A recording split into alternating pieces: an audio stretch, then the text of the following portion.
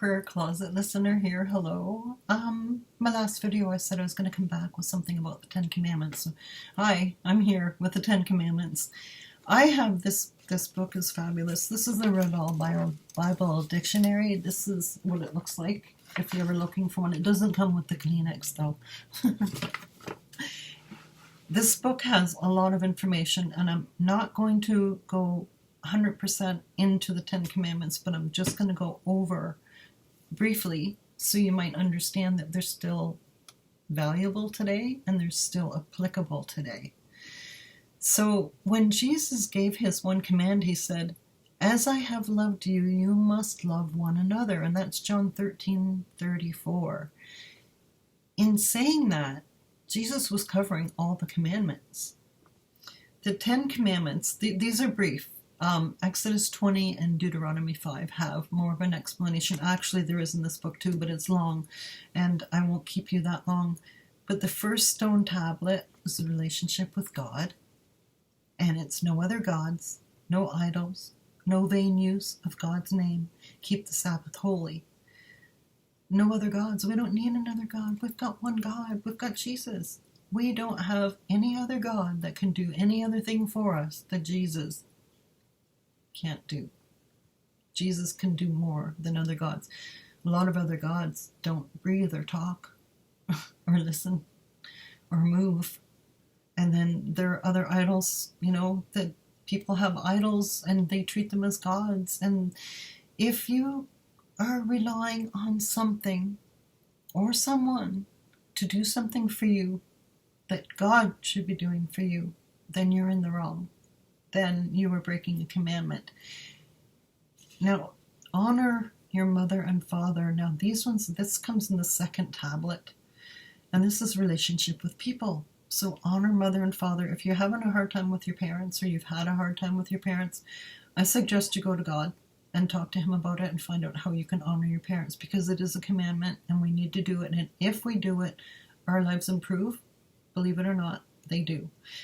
No murder, no adultery, no stealing, no false testimony, and no coveting. No false testimony. That's lying. And a testimony is telling out something as if it were true. And if it's a false testimony, it could be slandering someone. You could be lying about yourself.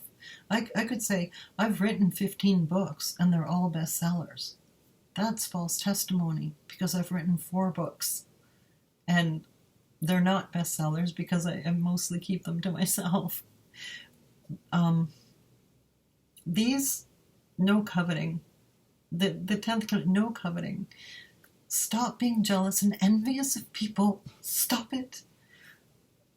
If someone has something that you really, really like, instead of being jealous of them, why don't you be happy for them that they've got something that you really, really like?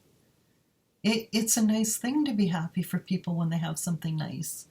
You don't have to envy them and be bitter, because jealousy and bitterness is it's one and the same. When you envy someone and you're jealous of them and you're jealous of what they have or who they are or what they've done, you're just damaging yourself. That bitterness it rots the heart. It's black. It's awful. Stop coveting. Stop that. Now, I just want to say about the Sabbath, because a lot of people say, oh yes, that's the Old Testament, it doesn't matter anymore. I asked God about it. I said, what about the Sabbath? Because I haven't been honoring it, but I believe it's the 7th day of the week. And he said, and I'll tell you how he said it, how he exactly said it. He said, the Sabbath is still the Sabbath. Rest, my dear. That's what he said to me. And I'm doing it. I love it. No dishes, no laundry, no bed making, no sweeping, no vacuuming, no cooking. I love it. I really, really, really, really enjoy having the Sabbath off. And when he offered the Sabbath to us, some people might say, no, I don't need your rest because I work 7 days a week because I'm making a lot of money. But other people are like, yes, give me the Sabbath. I love it. Give it to me because I need the rest. So the Sabbath does still exist. He said it to me 2 years ago. The Sabbath is still the Sabbath. Rest, my dear. I'll never forget that. So anyway, that's what I wanted to say, is the commandments are still valid. They're good for us. That's why we have them. God isn't up in a cloud. with a big mean face to smite everybody that breaks the commandment. He wants us to follow the commandments because our life will go smoother if we follow what he said is good to do. And they're a reflection of him too. They're a reflection of him. God's not murdering, he's not committing adultery, he's not stealing, he's not giving false testimony, he's not coveting. And some people might say, oh yes, he murders all the time. No, there's a difference between kill and murder. Killing is defending yourself or getting rid of what's really, really bad, and murdering is just having ill feelings towards someone and taking them out because you hate them. There's a difference between kill and murder, so don't accuse God of murder and quit coveting. You don't need to covet. Okay, I think that's what I wanted to say. I didn't say much, but the commandments are still valid, and people need to know that. We need to have the 10 commandments. We need to have the 9 fruit. We need to trust God as our only God. We need these things to get through the pearly gates to eternity. We need these things, so take them. All right, that's it. I'll talk to you the next time I come. Thank you for watching if you're new, and thanks for coming if you're someone who's been here before.